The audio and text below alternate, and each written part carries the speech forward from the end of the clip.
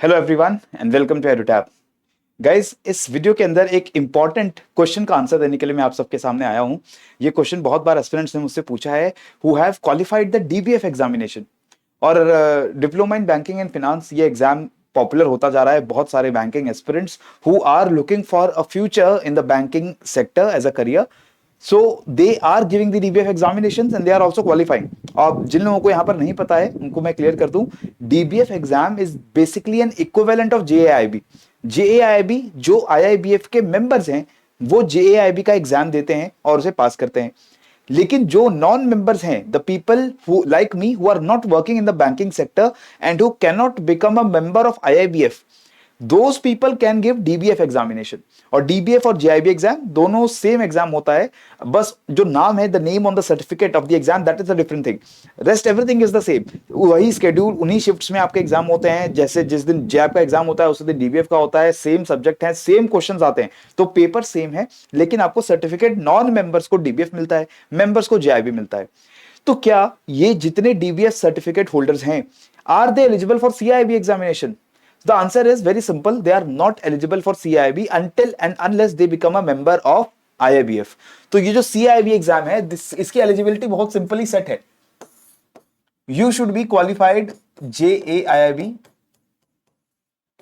and you should also be a member of the Institute of IIBF. Okay, इसका ये मतलब हुआ कि अगर कोई ऐसा एस्पिरेंट है जिसने DBF को क्वालिफाई कर लिया है, like me, I have also qualified DBF, मैंने भी DBF क्वालिफाई किया है, तो मैंने क्वालिफाई तो कर लिया। Until and unless I become a member of IIBF, जब तक मैं IIBF की मेंबरशिप नहीं ले लेता तब तक मैं CIB के लिए एलिजिबल नहीं हूं। In the future if any DBF certificate holder gets a job in a banking in a bank or in any kind of financial institution which is a member of IIBF, then they can also get the membership of IIBF.